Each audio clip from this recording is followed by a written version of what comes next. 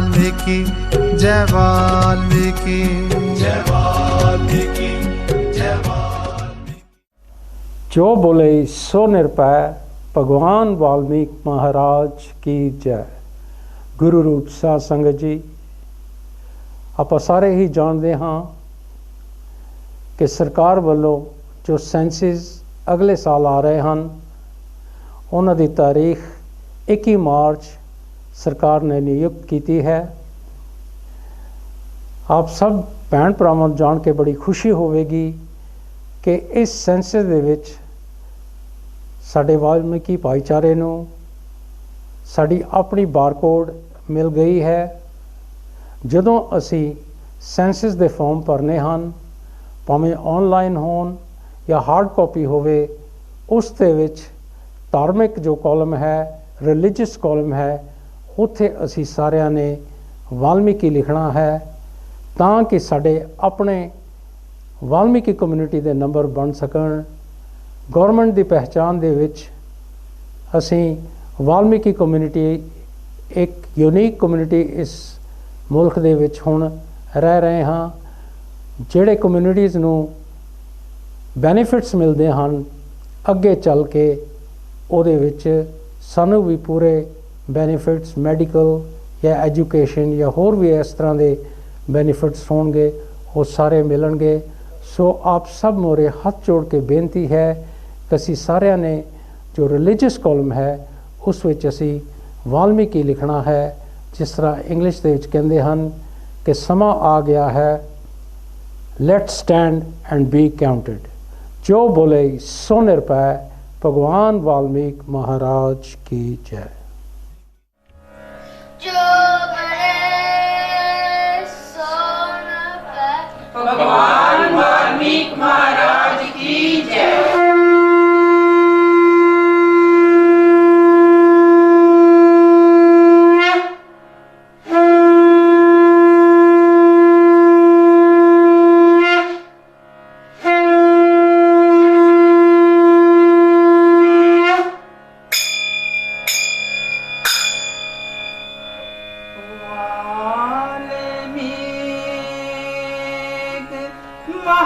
महाराज के चरण कमल धर्मास, श्रेष्ठ गुरु तुम जगत के तीन लोक के नाथ। वाल्मीकि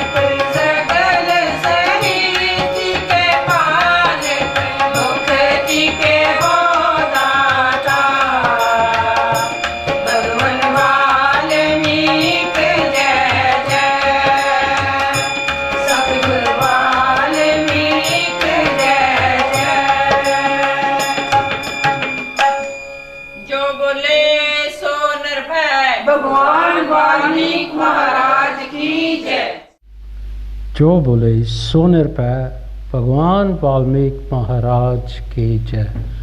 गुरु रूप साध संगत जी, एक बारी फिर असी भगवान वाल्मीकि मंदिर बेडफोर्ड तो भगवान वाल्मीकि जी की पवित्र बाणी श्री योग विशेष महारामायण के विचार ला के आप के सामने कांशी टीवी के माध्यम राही प्रस्तुत होए हाँ।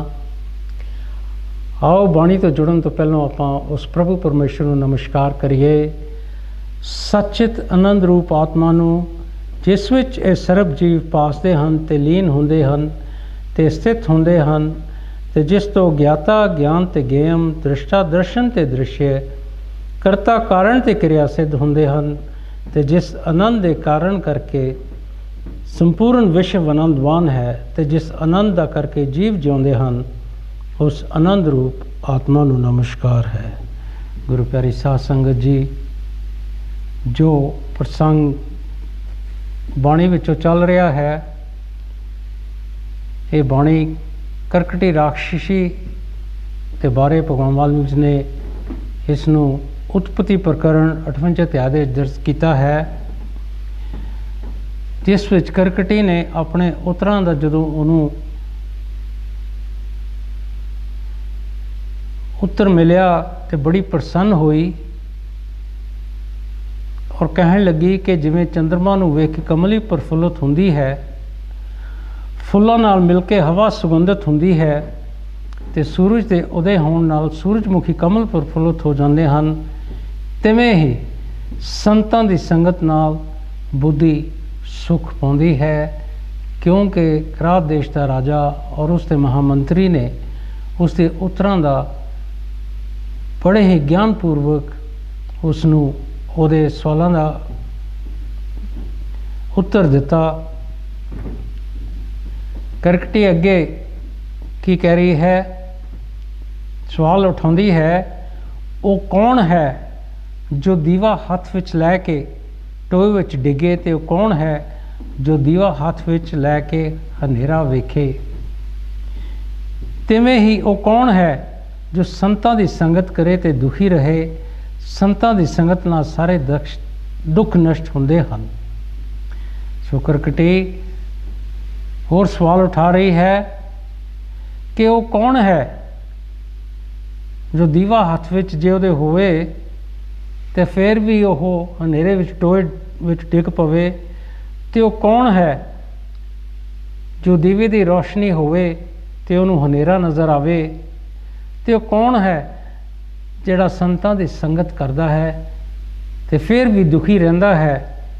क्योंकि संतां दी संगत नाल सारे दुख नष्ट हो जाते हैं। हे राजन, तुसी इस जंगल विच किस मकसद नाल आए हो, तुसी तां पूजन योग हो। राजा कहन लगा, है राक्षण, मेरे नगर विच जो मनुख रहिंदे हैं उन्हां नूं एक विसूचका व्याधि रोग लगा है तो उस करके बहुत कष्ट पाते ने। सो करकटी किरात देश राजा नूं कह रही है कि तुसी किहड़े मकसद नाल इस जंगल दे विच आए हो, तुसी तां बड़े ज्ञानी हो, पूजन योग हो। तो राजा की कहन लगा कि हे राक्षण, मेरे शहर दे विच नगर विच जो जीव रहिंदे हन उन्होंने एक हैजे का रोग लग्या है, तो इस करके वो हैजे के रोग नाल बड़े कष्ट पा रहे हैं। औषध भी असी बहुत कर रहे हैं पर दुख दूर नहीं होता, बहुत कोशिश करते हाँ, औषधि दवाई भी है पर उन्हों का जोड़ा दुख है वो दूर नहीं होता। असी सुनिया है कि एक राक्षण जीवां नूं कष्ट दिंदी है तो उसका एक मंत्र भी है, उस मंत्र के पढ़न नाल निवृत्त हो जाती है। तो राजा की कहन लगा, असी एक गल सुनी है कि एक राक्षण है जिहड़ी जीवां नूं कष्ट दिंदी है, तो जिहड़े उसका मंत्र जानते हैं वो मंत्र पढ़न दे नाल वो जीवां नूं नहीं मारदी। इस वास्ते उस तेरी वर्गी राक्षण दे मारन निमित्त रात नूं वीर यात्रा कर निकलिया है। इस करके असी ये रात नूं तेरे वर्गे जिहड़े राक्षण हैं ਉਹਨਾਂ ਦੇ ਮਾਰਨ ਨਿਮਿਤ ਅਸੀਂ ਬਾਹਰ ਇਹ ਯਾਤਰਾ ਨੂੰ ਨਿਕਲੇ ਹਾਂ। ਜੇ ਉਹ ਰਾਖਸ਼ਣ ਤੂੰ ਹੈ ਤਾਂ ਸਾਡੀ ਤੇਰੀ ਵਾਰਤਾਲਾਪ ਵੀ ਹੋ ਚੁੱਕੀ ਹੈ। ਉਸ ਨੂੰ ਅੰਗੀਕਾਰ ਕਰਕੇ ਪ੍ਰਾਣੀਆਂ ਦੀ ਹਿੰਸਾ ਕਰਨਾ ਛੱਡ ਤੇ ਕਿਸੇ ਨੂੰ ਕਸ਼ਟ ਨਾ ਦੇ। ਸੋ ਰਾਜਾ ਕੀ ਕਹਿ ਰਿਹਾ ਕਰਕਟੀ ਨੂੰ ਕਿ ਜੇ ਤੂੰ ਉਹ ਕਰਕਟੀ ਰਾਖਸ਼ੀ ਹਾਂ ਜਿਹੜੀ ਜੀਵਾਂ ਨੂੰ ਮਾਰਦੀ ਹੈ, ਤੇਰੀ ਤੇ ਸਾਡੀ ਆਪਸ ਵਿੱਚ ਸਾਡਾ ਆਪਣਾ ਸੰਵਾਦ ਹੋਇਆ ਹੈ ਤੇ ਉਹ ਤੁਸੀਂ ਉਸ ਸੰਵਾਦ ਨੂੰ ਅੰਗੀਕਾਰ ਵੀ ਕੀਤਾ ਹੈ ਤੇ ਤੁਸੀਂ ਪ੍ਰਾਣੀਆਂ ਨੂੰ ਮਾਰਨਾ ਹੁਣ ਛੱਡ ਦੇਵੋ ਤੇ ਕਿਸੇ ਨੂੰ ਕਸ਼ਟ ਨਾ ਦੇਵੋ। ਰਾਖਸ਼ਣ ਬੋਲੀ, ਹੈ ਰਾਜਨ ਤੁਸੀਂ ਸੱਚ ਆਖਿਆ, ਹੁਣ ਮੈਂ ਹਿੰਸਾ ਤਿਆਗ ਦਿੱਤੀ ਤੇ ਹੁਣ ਕਿਸੇ ਜੀਵ ਨੂੰ ਨਾ ਮਾਰਾਂਗੀ। ਤੇ ਕਰਕਟੀ ਰਾਜੇ ਨੂੰ ਕਹਿਣ ਲੱਗੀ ਕਿ ਤੁਸੀਂ ਬਿਲਕੁਲ ਸੱਚ ਆਖਿਆ ਹੈ, ਸੱਚ ਕਹਿੰਦੇ ਹੋ। ਹੁਣ ਮੈਂ ਹਿੰਸਾ ਦਾ ਤਿਆਗ ਕੀਤਾ ਹੈ, ਹੁਣ ਮੈਂ ਕਿਸੇ ਜੀਵ ਨੂੰ ਨਹੀਂ ਮਾਰਾਂਗੀ ਕਿਉਂਕਿ ਮੇਰੇ ਵਿੱਚ ਗਿਆਨ ਆ ਗਿਆ ਹੈ। ਰਾਜਾ ਬੋਲਿਆ, ਹੈ ਰਾਖਸ਼ਣ ਤੂੰ ਤਾਂ ਕਿਹਾ ਸੀ ਕਿ ਹੁਣ ਮੈਂ ਕਿਸੇ ਜੀਵ ਨੂੰ ਨਾ ਮਾਰਾਂਗੀ, ਪਰ ਤੇਰਾ ਆਹਾਰ ਤਾਂ ਜੀਵ ਹਨ। ਜੀਵਾਂ ਨੂੰ ਮਾਰੇ ਬਿਨਾਂ ਤੇਰੇ ਸਰੀਰ ਦਾ ਗੁਜ਼ਾਰਾ ਕਿਵੇਂ ਹੋਵੇਗਾ? ਫਿਰ ਰਾਜਾ ਸਵਾਲ ਕਰਨ ਲੱਗਾ ਉਸ ਕਰਕਟੀ ਨੂੰ ਕਿ ਤੂੰ ਕਹਿੰਦੀ ਹੈ ਕਿ ਮੈਂ ਹੁਣ ਕਿਸੇ ਜੀਵ ਨੂੰ ਨਹੀਂ ਮਾਰਾਂਗੀ, ਪਰ ਤੇਰਾ ਤਾਂ ਆਹਾਰ ਜੀਵ ਹਨ। ਜੀਵਾਂ ਨੂੰ ਮਾਰੇ ਬਿਨਾਂ ਤੇਰੇ ਸਰੀਰ ਦਾ ਗੁਜ਼ਾਰਾ ਕਿਵੇਂ ਹੋਵੇਗਾ? ਤੈਨੂੰ ਭੋਜਨ ਕਿਸ ਤਰ੍ਹਾਂ ਮਿਲੇਗਾ? ਰਾਖਸ਼ਣ ਬੋਲੀ, हे ਰਾਜਨ 1000 ਵਰੇ ਮੈਂ ਸਮਾਧੀ ਵਿੱਚ ਲੀਨ ਰਹੀ ਤੇ ਜਦ ਸਮਾਧੀ ਖੁੱਲੀ ਤਦ ਮੈਨੂੰ ਭੁੱਖ ਲੱਗੀ। ਹੁਣ ਮੈਂ ਫਿਰ ਹਿਮਾਲਾ ਪਰਬਤ ਦੀ ਗੁਫਾ ਜਾ ਕੇ ਨਿਸ਼ਚਲ ਸਮਾਧੀ ਵਿੱਚ ਜਿਵੇਂ ਮੂਰਤੀ ਲਿਖੀ ਹੁੰਦੀ ਹੈ ਤਿਵੇਂ ਹੀ ਲੀਨ ਹੋਵਾਂਗੀ ਤੇ ਜਦ ਸਮਾਧੀ ਤੋਂ ਉਤਰਾਂਗੀ ਤਦ ਅੰਮ੍ਰਿਤ ਦੀ ਧਾਰਨ ਵਿੱਚ ਆਰਾਮ ਕਰਾਂਗੀ। ਜਦ ਉਸ ਤੋਂ ਉਤਰਾਂਗੀ ਤਾਂ ਸਰੀਰ ਦਾ ਤਿਆਗ ਕਰਾਂਗੀ ਪਰ ਹਿੰਸਾ ਨਾ ਕਰਾਂਗੀ। ਸੋ ਕਰਕਟੀ ਰਾਜੇ ਨੂੰ ਕਹਿਣ ਲੱਗੀ ਕਿ ਮੈਂ 1000 ਵਰੇ ਸਮਾਧੀ ਵਿੱਚ ਲੀਨ ਰਹੀ, ਜਾਪ ਕਰਦੀ ਰਹੀ ਤੇ ਜਦੋਂ ਮੇਰੀ ਸਮਾਧੀ ਖੁੱਲੀ ਤਾਂ ਮੈਨੂੰ ਬੜੀ ਭੁੱਖ ਲੱਗੀ, ਪਰ ਹੁਣ ਮੈਂ ਹਿਮਾਲਾ ਪਰਬਤ ਦੀ ਗੁਫਾ ਜਾ ਕੇ ਨਿਸ਼ਚਲ ਸਮਾਧੀ ਵਿੱਚ ਜਿਸ ਤਰ੍ਹਾਂ ਮੂਰਤੀ ਲਿਖੀ ਹੁੰਦੀ ਹੈ ਉਸੇ ਤਰ੍ਹਾਂ ਸਮਾਧੀ ਕਰਾਂਗੀ। ਸਮਾਧੀ ਲਗਾ ਕੇ ਪਰਮਾਤਮਾ ਦਾ ਜਾਪ ਕਰਾਂਗੀ ਤੇ ਮੈਂ ਪਰਮਾਤਮਾ ਦੇ ਨਾਮ ਦੇ ਵਿੱਚ ਲੀਨ ਹੋ ਜਾਵਾਂਗੀ। ਔਰ ਜਦੋਂ ਸਮਾਧੀ ਤੋਂ ਉਤਰਾਂਗੀ ਤਦ ਫਿਰ ਮੈਂ ਅੰਮ੍ਰਿਤ ਦੀ ਧਾਰਨ ਵਿੱਚ ਆਰਾਮ ਕਰਾਂਗੀ ਤੇ ਜਦੋਂ ਉਸ ਤੋਂ ਫਿਰ ਉਤਰਾਂਗੀ ਫਿਰ ਮੈਂ ਸਰੀਰ ਦਾ ਤਿਆਗ ਕਰਾਂਗੀ। ਤਿਆਗ ਮੈਨੂੰ ਕਰਨਾ ਪੈ ਜਾਵੇ ਉਹ ਕਰ ਦੇਵਾਂਗੀ, ਪਰ ਮੈਂ ਹਿੰਸਾ ਕਿਸੇ ਨੂੰ ਮਾਰਾਂਗੇ ਨਹੀਂ। ਇਹ ਰਾਜਨ ਜਿਵੇਂ ਮੈਂ ਹਿੰਸਾ ਨੂੰ ਅੰਗੀਕਾਰ ਕੀਤਾ ਸੀ ਉਹ ਹੁਣ ਸੁਣ ਕਿ ਇਹ ਜਿਹੜੀ ਮੈਂ ਜੀਵਾਂ ਨੂੰ ਮਾਰਨ ਵਾਲੀ ਗੱਲ ਹੈ, ਇਹ ਹਿੰਸਾ ਜਿਹੜੀ ਮੈਂ ਕਰਦੀ ਹਾਂ ਇਹ ਕਿਉਂ ਕਰਦੀ ਹਾਂ ਉਹ ਵੀ ਸੁਣ। ਮੈਨੂੰ ਜਦ ਬਹੁਤ ਭੁੱਖ ਲੱਗੀ ਤਦ ਉਸ ਦੇ ਨਿਵਾਰਨ ਲਈ ਮੈਂ ਹਿਮਾਲਾ ਪਰਬਤ ਦੇ ਉੱਤਰ ਚੋਟੀ ਤੇ ਜੰਗਲ ਵਿੱਚ ਇੱਕ ਸੋਨੇ ਦੀ ਸ਼ਿਲਾ ਕੋ ਲੋਹੇ ਤੇ ਥੰਮ ਦੀ ਨਿਆਈ ਜੀਵਾਂ ਦੇ ਲਾਸ਼ ਲਈ ਤਪ ਕਰਨ ਲੱਗੀ ਤੇ ਜਦ ਬਹੁਤ ਵਰੇ ਬਤੀਤ ਹੋਏ ਤਦ ਬ੍ਰਹਮਾ ਜੀ ਨੇ ਮਨ ਚਾਹਿਆ ਵਰ ਮੈਨੂੰ ਦਿੱਤਾ। ਕਰਕਟੀ ਰਾਜੇ ਨੂੰ ਦੱਸ ਰਹੀ ਹੈ ਕਿ ਮੈਂ ਹਿੰਸਾ ਨੂੰ ਕਿਉਂ ਅੰਗੀਕਾਰ ਕੀਤਾ। ਜਦੋਂ ਮੈਨੂੰ ਬਹੁਤ ਭੁੱਖ ਲੱਗੀ ਤਾਂ ਮੈਂ ਆਪਣੀ ਭੁੱਖ ਨੂੰ ਦੂਰ ਕਰਨ ਲਈ ਹਿਮਾਲਾ ਪਰਬਤ ਦੀ ਚੋਟੀ ਤੇ ਜੰਗਲ ਵਿੱਚ ਜਾ ਕੇ ਸੋਨੇ ਦੀ ਸ਼ਿਲਾ ਕੋਲ ਲੋਹੇ ਦੇ ਥੰਮ ਦੀ ਨਿਆਈ ਜੀਵਾਂ ਦੇ ਨਾਸ਼ ਲਈ ਤਪ ਕਰਨ ਲੱਗੀ ਤੇ ਜਦ ਬਹੁਤ ਸਮਾਂ ਬੀਤ ਗਿਆ ਫਿਰ ਬ੍ਰਹਮਾ ਜੀ ਨੇ ਮੈਨੂੰ ਮਨ ਚਾਹਿਆ ਵਰ ਦਿੱਤਾ। ਤਦ ਮੇਰੇ ਦੋ ਸਰੀਰ ਹੋਏ, ਇੱਕ ਆਧਾਰਭੂਤ ਸਰੀਰ ਦੀ ਨਿਆਈ ਤੇ ਦੂਸਰਾ ਜੀਵ ਆਤਮਾ ਤੇ ਮੈਂ ਵਿਸੂਚਕਾ ਨਾਮ ਦੀ ਰਾਖਸ਼ਣੀ ਹੋਈ ਤੇ ਉਹ ਵਰ ਪਾ ਕੇ ਮੇਰੇ ਦੋ ਸਰੀਰ ਹੋ ਗਏ, ਇੱਕ ਆਧਾਰਭੂਤ ਸੂਰਜ ਦੀ ਨਿਆਈ ਤੇ ਦੂਸਰਾ ਜੀਵ ਆਤਮਾ ਤੇ ਮੈਨੂੰ ਹੈਜ਼ੇ ਨਾਮ ਦੀ ਰਾਖਸ਼ਣੀ ਦਾ ਨਾਮ ਮੈਨੂੰ ਮਿਲਿਆ। ਉਸ ਸਰੀਰ ਤੋਂ ਮੈਂ ਅਨੇਕਾਂ ਜੀਵਾਂ ਦੇ ਅੰਦਰ ਜਾ ਕੇ ਉਹਨਾਂ ਨੂੰ ਭੋਜਨ ਕਰਦੀ ਰਹੀ, ਪਰ ਬ੍ਰਹਮਾ ਜੀ ਨੇ ਮੈਨੂੰ ਕਿਹਾ ਸੀ ਕਿ ਜਿਹੜੇ ਗੁਣਵਾਨ ਹੋਣਗੇ ਤੇ ਜਿਹੜੇ ਓਮ ਮੰਤਰ ਪੜ੍ਹਨਗੇ ਉਹਨਾਂ 'ਤੇ ਤੇਰਾ ਜ਼ੋਰ ਨਹੀਂ ਚੱਲੇਗਾ, ਤੂੰ ਦੂਰ ਹੋ ਜਾਵੇਗੀ। ਸੋ ਕਰਕਟੀ ਰਾਜੇ ਨੂੰ ਦੱਸ ਰਹੀ ਹੈ ਕਿ ਜਿਹੜਾ ਮੇਰਾ ਦੂਸਰਾ ਸਰੀਰ ਸੀ ਉਸ ਦਾ ਕਰਕੇ ਮੈਂ ਜੀਵਾਂ ਦੇ ਅੰਦਰ ਜਾ ਕੇ ਉਹਨਾਂ ਦਾ ਭੋਜਨ ਕਰਦੀ ਸੀ, ਪਰ ਬ੍ਰਹਮਾ ਜੀ ਨੇ ਮੈਨੂੰ ਇੱਕ ਗੱਲ ਕਹੀ ਸੀ ਕਿ ਜਿਹੜੇ ਗੁਣਵਾਨ ਜੀਵ ਹੋਣਗੇ, ਗਿਆਨੀ ਜੀਵ ਹੋਣਗੇ ਤੇ ਜਿਹੜੇ ਓਮ ਦਾ ਮੰਤਰ ਪੜ੍ਹਨਗੇ ਉਹਨਾਂ 'ਤੇ ਮੇਰਾ ਕੋਈ ਜ਼ੋਰ ਨਹੀਂ ਚੱਲੇਗਾ ਤੇ ਉਹਨਾਂ ਤੋਂ ਮੈਂ ਦੂਰ ਹੋ ਜਾਵਾਂਗੀ। ਉਸੇ ਮੰਤਰ ਦਾ ਉਪਦੇਸ਼ ਹੁਣ ਤੁਸੀਂ ਵੀ ਅੰਗੀਕਾਰ ਕਰੋ। ਇਸ ਕਰਕੇ ਮੈਂ ਚਾਹੁੰਦੀ ਹਾਂ ਕਰਕਟੀ ਕਹਿ ਰਹੀ ਰਾਜੇ ਨੂੰ ਕਿ ਉਹ ਮੰਤਰ ਜਿਹੜਾ ਸੀ ਉਹਦਾ ਉਪਦੇਸ਼ ਤੁਸੀਂ ਵੀ ਅੰਗੀਕਾਰ ਕਰੋ। ਉਸ ਮੰਤਰ ਦੇ ਪਾਠ ਨਾਲ ਸਾਰਿਆਂ ਦੇ ਰੋਗ ਨਸ਼ਟ ਹੋਣਗੇ। ਜਿਹੜਾ ਵੀ ਉਹ ਮੰਤਰ ਪੜ੍ਹੇਗਾ ਉਸ ਦੇ ਨਾਲ ਉਹਨਾਂ ਦੇ ਰੋਗ ਜਿਹੜੇ ਹਨ ਉਹ ਦੂਰ ਹੋ ਜਾਣਗੇ। ਬ੍ਰਹਮਾ ਜੀ ਦਾ ਜੋ ਉਪਦੇਸ਼ ਹੈ ਉਸ ਨੂੰ ਤੁਸੀਂ ਨਦੀ ਦੇ ਕੰਢੇ 'ਤੇ ਜਾ ਕੇ ਤੇ ਪੁੱਤਰ ਹੋ ਕੇ ਛੇਤੀ ਹੀ ਗ੍ਰਹਿਣ ਕਰੋ। ਉਸ ਦੇ ਪਾਠ ਨਾਲ ਤੁਹਾਡੀ ਪ੍ਰਜਾ ਦਾ ਦੁੱਖ ਨਸ਼ਟ ਹੋ ਜਾਵੇਗਾ। ਸੋ ਕਰਕਟੀ ਰਾਜਾ ਨੂੰ ਕਹਿਣ ਲੱਗੀ ਕਿ ਉਹ ਬ੍ਰਹਮਾ ਜੀ ਦਾ ਜੋ ਉਪਦੇਸ਼ ਮੈਨੂੰ ਮਿਲਿਆ ਸੀ ਉਸ ਨੂੰ ਤੁਸੀਂ ਨਦੀ ਦੇ ਕੰਢੇ 'ਤੇ ਜਾ ਕੇ ਇਸ਼ਨਾਨ ਕਰੋ, ਪਵਿੱਤਰ ਹੋ ਜਾਓ ਤੇ ਉਸ ਨੂੰ ਛੇਤੀ ਗ੍ਰਹਿਣ ਕਰੋ। ਉਸ ਦੇ ਪਾਠ ਨਾਲ ਤੁਹਾਡੀ ਪ੍ਰਜਾ ਦਾ ਜਿਹੜਾ ਦੁੱਖ ਹੈ, ਹਾਜ਼ੇ ਦਾ ਰੋਗ ਹੈ, ਉਹ ਨਸ਼ਟ ਹੋ ਜਾਵੇਗਾ। ਇਤਨਾ ਆ ਕੇ ਵਸ਼ਿਸ਼ਠ ਜੀ ਨੇ ਫਰਮਾਇਆ, ਹੈ ਰਾਮ ਜੀ, ਇਸ ਤਰ੍ਹਾਂ ਜਦ ਅੱਧੀ ਰਾਤ ਦੇ ਸਮੇਂ ਰਾਖਸ਼ਣ ਨੇ ਕਿਹਾ ਤਦ ਰਾਜਾ, ਮੰਤਰੀ ਤੇ ਰਾਖਸ਼ਣ ਤਿੰਨੇ ਨੇੜੇ ਦੀ ਨਦੀ ਦੇ ਕੰਢੇ 'ਤੇ ਗਏ ਤੇ ਹੋਰ ਫਰਕ ਮਿਟਾ ਕੇ ਆਪੋ ਵਿੱਚ ਮਿੱਤਰ ਹੋਏ। ਕਰਕਟੀ ਦੀ ਗੱਲ ਸੁਣ ਕੇ ਅੱਧੀ ਰਾਤ ਦਾ ਸਮਾਂ ਸੀ। ਉਹ ਕਰਕਟੀ ਰਾਜਾ ਔਰ ਮੰਤਰੀ ਉਹ ਤਿੰਨੇ ਲਾਗੇ ਜੋ ਇੱਕ ਨਦੀ ਸੀ ਉਹਦੇ ਕੰਢੇ 'ਤੇ ਗਏ ਤੇ ਆਪਣੇ ਉਹਨਾਂ ਨੇ ਦਿਲਾਂ ਦੇ ਫਰਕ ਮਿਟਾਏ ਤੇ ਆਪਸ ਵਿੱਚ ਉਹਨਾਂ ਦਾ ਮਿੱਤਰਤਾ ਭਾਵ ਆ ਗਿਆ। ਤੇ ਜਦੋਂ ਤਿੰਨੋਂ ਪਵਿੱਤਰ ਹੋ ਕੇ ਬੈਠੇ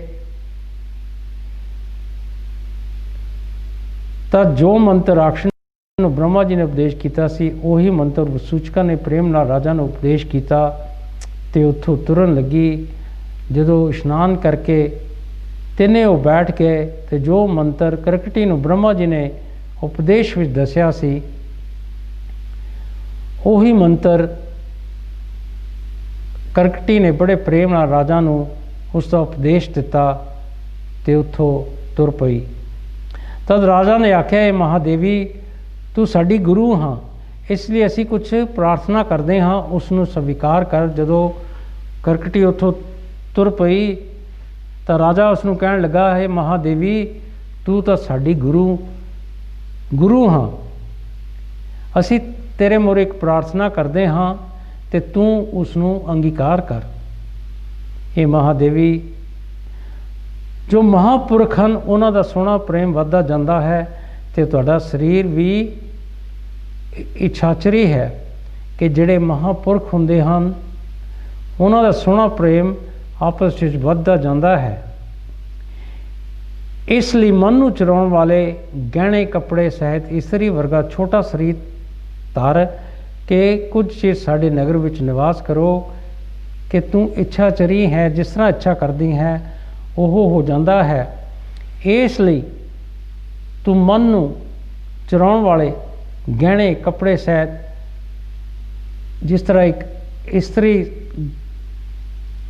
ਅੱਛੇ ਗਹਿਣੇ ਕੱਪੜੇ ਪਾ ਕੇ ਸੁੰਦਰ ਲੱਗਦੀ ਹੈ ਉਸੇ ਤਰ੍ਹਾਂ ਉਹ ਇਸਤਰੀ ਦਾ ਰੂਪ ਧਾਰਨ ਕਰ ਤੇ ਸਾਡੇ ਨਗਰ ਦੇ ਵਿੱਚ ਤੂੰ ਨਿਵਾਸ ਕਰ। ਰਾਖਸ਼ਣ ਬੋਲੀ, ਰਾਜਨ, ਮੈਂ ਤਾਂ ਛੋਟਾ ਆਕਾਰ ਵੀ ਧਰਾਂਗੀ ਪਰ ਤੁਸੀਂ ਮੈਨੂੰ ਭੋਜਨ ਨਹੀਂ ਦੇ ਸਕੋਗੇ। ਸੋ ਕਰਕਟੀ ਕਹਿਣ ਲੱਗੀ, ਇਹ ਰਾਜਨ, ਜੇ ਮੈਂ ਛੋਟਾ ਸਰੀਰ ਵੀ ਧਾਰਨ ਕਰ ਲਿਆ ਤਾਂ ਫਿਰ ਵੀ ਤੁਸੀਂ ਮੈਨੂੰ ਭੋਜਨ ਨਹੀਂ ਦੇ ਸਕੋਗੇ। ਜੇ ਛੋਟੀ ਇਸਤਰੀ ਦਾ ਸਰੀਰ ਧਰਾਂਗੀ ਤਾਂ ਵੀ ਮੇਰਾ ਸੁਭਾਅ ਰਾਖਸ਼ਣ ਦਾ ਹੈ।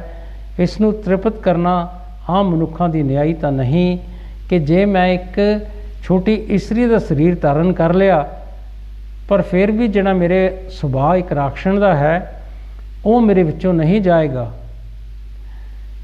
ਤੇ ਇਸ ਨੂੰ ਜਿਹੜੀ ਮੇਰਾ ਸੁਭਾਅ ਹੈ ਉਹ ਕਿਸ ਤਰ੍ਹਾਂ ਤ੍ਰਿਪਤ ਹੋਵੇਗਾ। ਮਨੁੱਖਾਂ ਦੀ ਨਿਆਈ ਮੈਂ ਦੂਸਰੇ ਜਿਹੜੇ ਜੀਵ ਹਨ ਉਸੇ ਉਹਨਾਂ ਦੀ ਤਰ੍ਹਾਂ ਨਹੀਂ ਹਾਂ।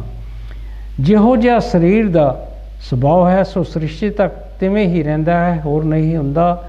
ਸੋ ਜੋ ਮੇਰੀ ਆਦਤ ਹੈ ਜੀਵਾਂ ਦਾ ਭੋਜਨ ਕਰਨਾ, ਉਹ ਮੇਰਾ ਸੁਭਾਅ ਜਿਹੜਾ ਹੈ, ਉਹ ਜੀਵ ਜਿਸ ਤਰ੍ਹਾਂ ਦਾ ਵੀ ਹੋ ਜਾਵੇ ਉਹਦਾ ਸੁਭਾਅ ਨਹੀਂ ਜਾਂਦਾ। ਬਿਲਕੁਲ ਇਸੇ ਹੀ ਤਰ੍ਹਾਂ ਮੇਰਾ ਵੀ ਸੁਭਾਅ ਬਦਲਣਾ ਨਹੀਂ ਹੈ। ਜੀਵਾਂ ਦੇ ਭੋਜਨ ਤੋਂ ਬਗੈਰ ਮੇਰਾ ਸਰਨਾ ਨਹੀਂ ਹੈ। ਰਾਜਾ ਕਹਿਣ ਲੱਗਾ, ਇਹ ਕਲਿਆਣੀ ਰੂਪਣੀ, ਤੂੰ ਇਸਤਰੀ ਵਰਗੇ ਸਰੀਰ ਧਰ ਕੇ ਸਾਡੇ ਨਗਰ ਵਿੱਚ ਚੱਲ ਕੇ ਰਹਿ। ਜੋ ਚੋਰ ਪਾਪੀ ਮੇਰੇ ਮੰਡਲ ਵਿੱਚ ਆਉਣਗੇ ਉਹ ਅਸੀਂ ਤੈਨੂੰ ਦੇਵਾਂਗੇ ਤੇ ਤੂੰ ਉਹਨਾਂ ਨੂੰ ਇਸਤਰੀ ਰੂਪ 'ਤੇ ਆ ਕੇ ਰਾਖਸ਼ਨ ਸਰੀਰ ਨਾਲ ਇਕਾਂਤ ਠੌਰ ਲੈ ਜਾ ਕੇ ਜਾਂ ਹਿਮਾਲਾ ਦੀ ਗੁਫਾ ਵਿੱਚ ਜਾ ਕੇ ਭੋਜਨ ਕਰਨਾ, ਕਿਉਂਕਿ ਵੱਡੇ ਭੋਜਨ ਕਰਨ ਵਾਲੇ ਨੂੰ ਇਕਾਂਤ ਵਿੱਚ ਖਾਣਾ ਸੁਖ ਰੂਪ ਹੈ।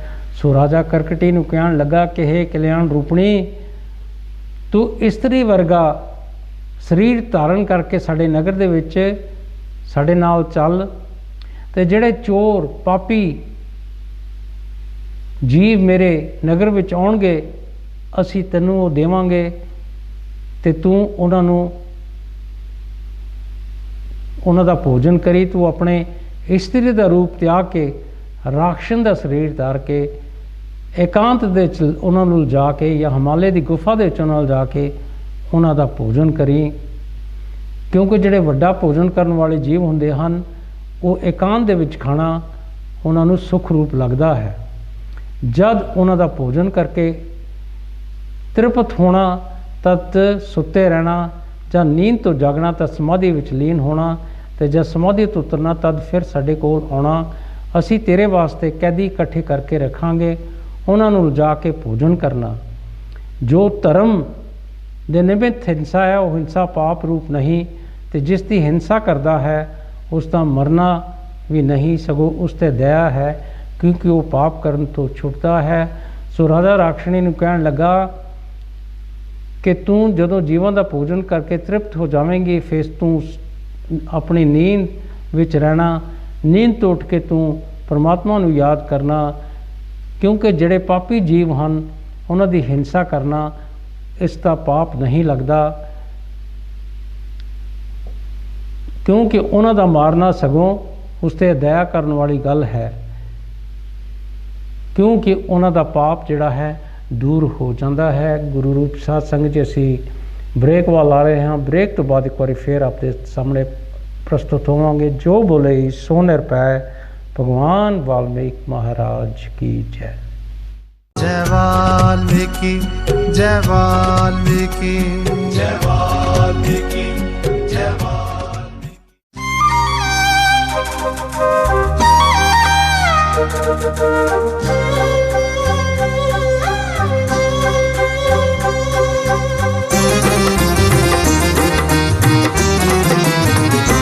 जेने रचिया है सारे ही जहान नू, पूजो सृष्टि रचेता भगवान नू।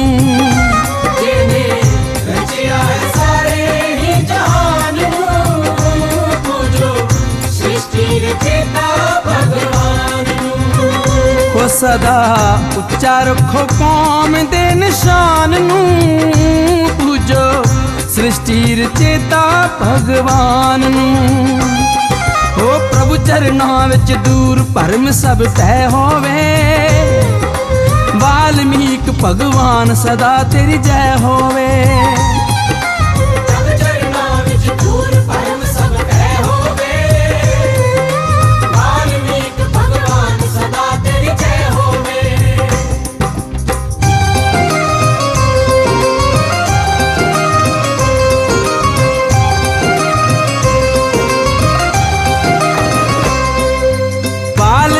इतिहास दी गाथा बड़ी अजब सुहानी, कमल दे फुल चों प्रगट होई सी ये जोत नूरानी। ना धरती ना सूरज सी ते ना अंबर चन तारे, रचनकार ने रचना कीती उत्पन्न कीते सारे।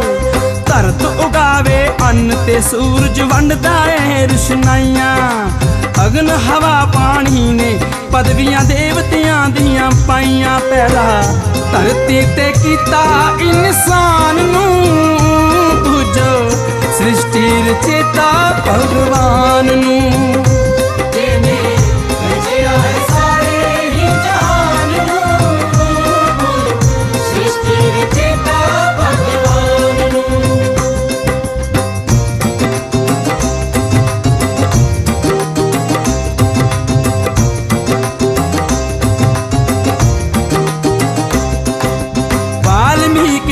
कलम ने सी फिर ऐसा रंग दिखाया, राम जन्म तो पहले सी रामायण ग्रंथ रचाया। हर अखर प्रभु वाल्मीकि ने मोतियां वांग परोया, जो जो लिखिया इस दे अंदर आखिर नूं सच होया। आद कवि दी कलम तो लिखियां कौन मिटावे लिखता, अंबरा फुल बरसाए गाइयां देवतियां ने सिफतां केड़े शब्दां ना गाइए गुण गान नूं पूजो, सृष्टि रचेता भगवान नूं।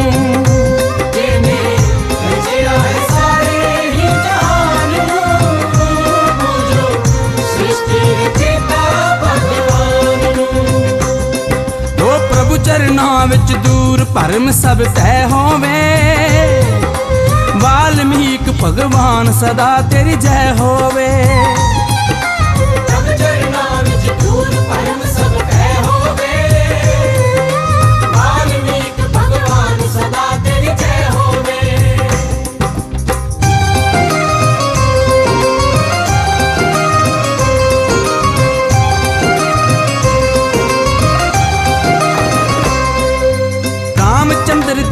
फौजां जद लव कुश ने मार मुकाइयां, अमृत छिट्टा दे के सैना जिउंदियां कर दिखलाइयां। धरती विच समा दित्तियां बाटी जो बूंदां बचियां, वाल्मीक एह ओयो तीरथ जिस थां बूंदां रचियां। इस अमृत दे करके ही ना अमृत सरदा रखिया, सुखा राम सरोए नहीं ता सच नू सच ही दसिया केड़ा, रोके दसो सच दी जुबान नू पूजो, सृष्टि रचेता भगवान नू।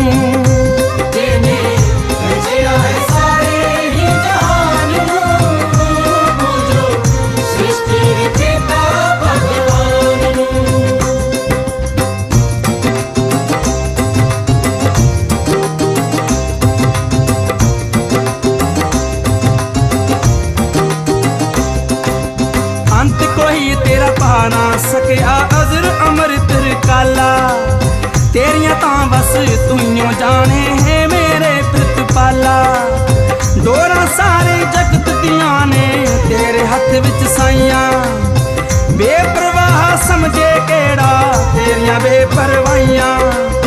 तू है सर्व व्यापक कण कण तेरा नूर समाया, सुर दिया सिरजनहारा तू यो सुर संगीत बनाया। सुर बख्शीश रोए अनजान नू पूजो, सृष्टि रचेता भगवान नू।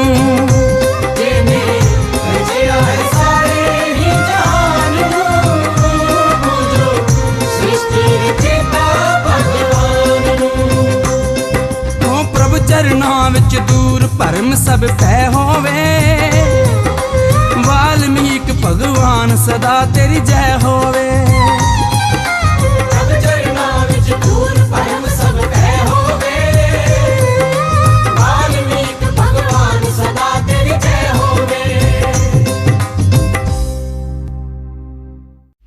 जो बोले सो निरपै, भगवान वाल्मीक महाराज की जय। गुरु प्यारी साध संगत जी, ब्रेक तो बाद एक बार फिर असी कांशी टीवी के माध्यम राही भगवान वाल्मीक जी की बाणी लैके आप दे नाल जुड़ते हाँ। करकटी और करात देश के राजे और उसके महामंत्री का संवाद चल रहा है। राक्षण की कहन लगी, हे राजन तुसी जुगती सहित वचन आखे हैं, इस करके मैं इस्त्री का शरीर धर के तुहाडे नाल चलदी हाँ। ਯੁਕਤੀਪੂਰਵਕ ਵਚਨ ਨੂੰ ਸਾਰੇ ਮੰਨਦੇ ਹਨ ਕਿ ਤੁਸੀਂ ਬੜੇ ਹੀ ਯੁਕਤੀਪੂਰਵਕ ਵਚਨ ਮੈਨੂੰ ਆਖੇ ਹਨ, ਔਰ ਮੈਨੂੰ ਇਹ ਠੀਕ ਲੱਗਦਾ ਹੈ ਕਿ ਮੈਂ ਇਸਤਰੀ ਦਾ ਸਰੀਰ ਧਾਰਨ ਕਰਕੇ ਤੁਹਾਡੇ ਨਾਲ ਤੁਹਾਡੇ ਨਗਰ ਵਿੱਚ ਚੱਲਾਂ।